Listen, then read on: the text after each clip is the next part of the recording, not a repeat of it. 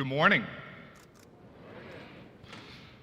Greetings to the Sawyer administration and faculty, honored guests, and the members of our extended Suffolk community. It is wonderful to be here with you on this very special occasion. And to assembled graduates and your families, I am beyond humbled to share this joyful day with you. Congratulations.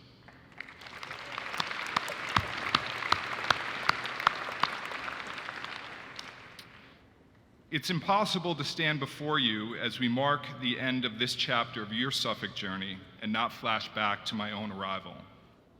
It was a little over 20 years ago. At that point, I'd spent the most of my life in New York.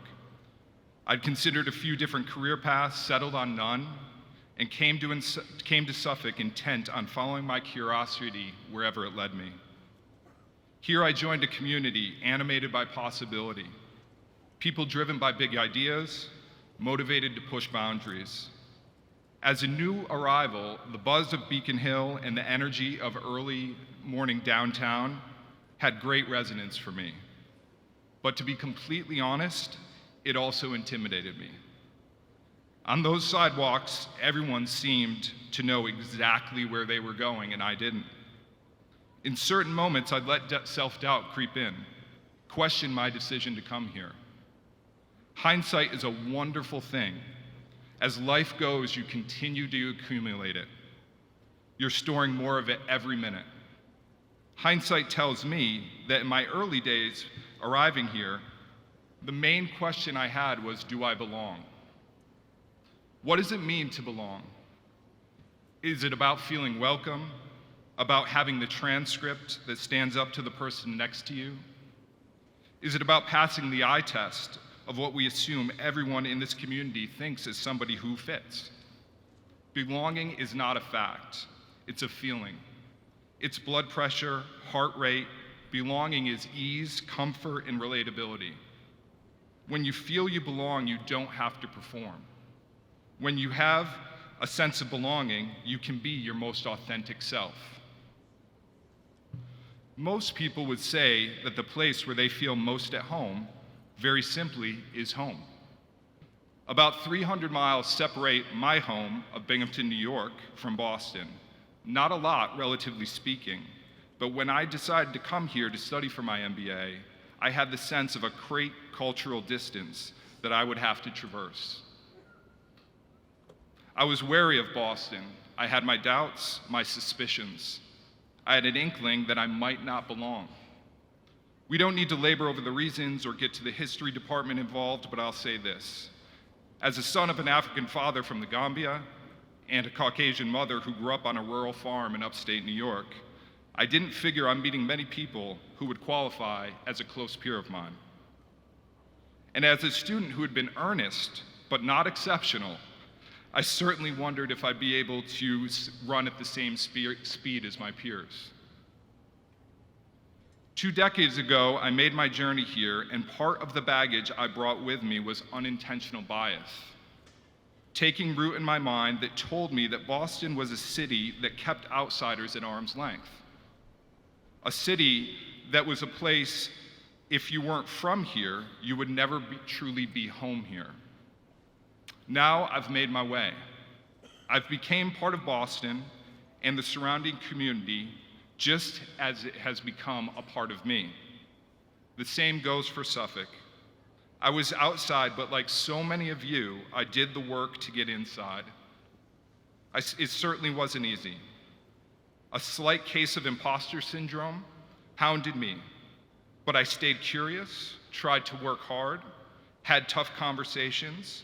I allowed myself to be vulnerable, get to know people, find people who saw opportunity in the world, who felt excitement about the same things that excited me. And bit by bit, this community took hold of me, as I'm sure it's taking hold of you. A community is not demographics. It's not a number for sure. Don't get caught up in percentages or thresholds.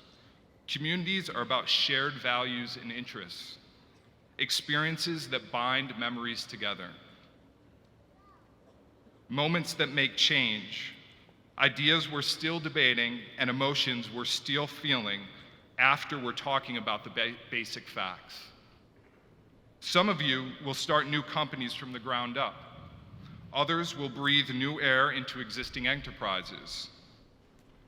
You'll take organizations through milestones and occasional bumps in the road. Wherever the road takes you, consider your role in building and sustaining communities. Think about how you can be the connective tissue that brings people together. When I was invited to speak to you, my first impulse was to talk to you about the value of giving back to your community, how to extend your success in business to efforts and activities that get the people in your orbit working together for the greater good. This is incredibly urgent. Think about the broader community outside of this one that you are entering.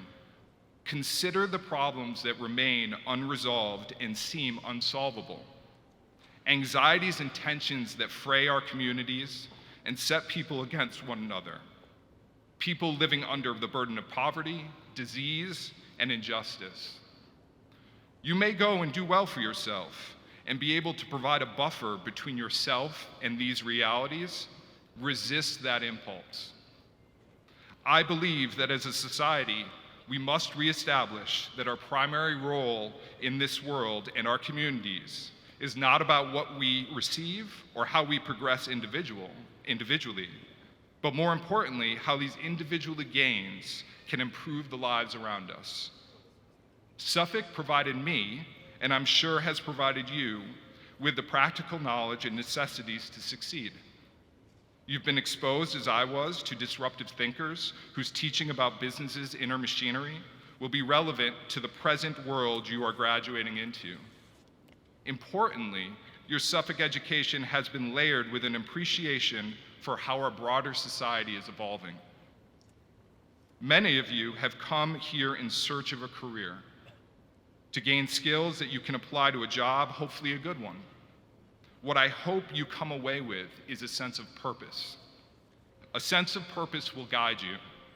It will signal to followers with a like mind, but a need for leadership. It will establish a North Star to others not yet in the fold that they can set their maps to. One of the conversations we are currently having in the business community is about the perceived conflict between doing well, as illustrated by the balance sheet, and doing good. I'm here to tell you that these are not conflicting ideas.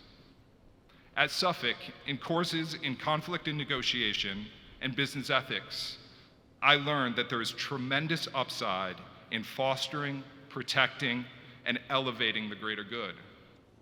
This attention to positively affecting the lives of others is a great motivator. It attracts talented people who want to fall asleep at night knowing that the work they do is meaningful.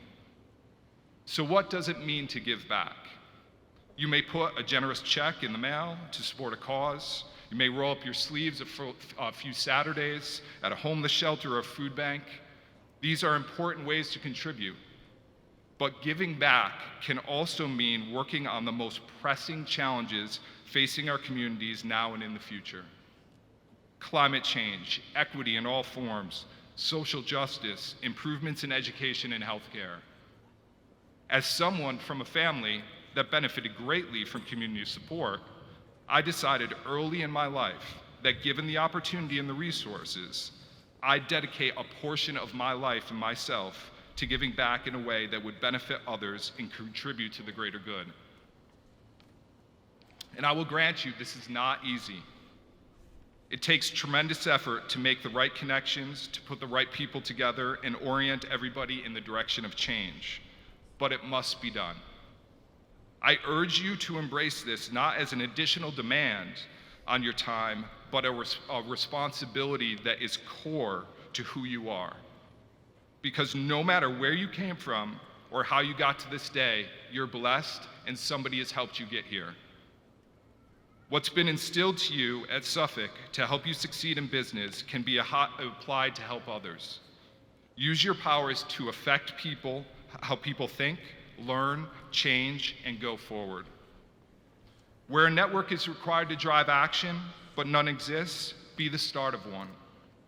Where there is an issue to which little attention is paid, shine a light. Identify outsiders and transform them into insiders. I wish you all success. A common note played on occasions like this is that you are not at the end of anything, but rather at a new beginning. We know you'll accomplish great things, but know that your achievements and your ability to create a sustainable financial future for yourself will be the outputs of what you give and continuing to believe that you are part of something greater than yourself. Those that harness that belief are the people who define success in our society.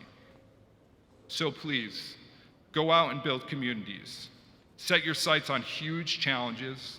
Be ambitious. Do work that excites you and inspires you, while also thinking beyond the boardroom and the budget sheet to see what you can do to excite and inspire others. To provide opportunities where there are few, instill hope where there is none, and spend your days giving meaning to your life and the lives of others. Thank you, and congratulations once again.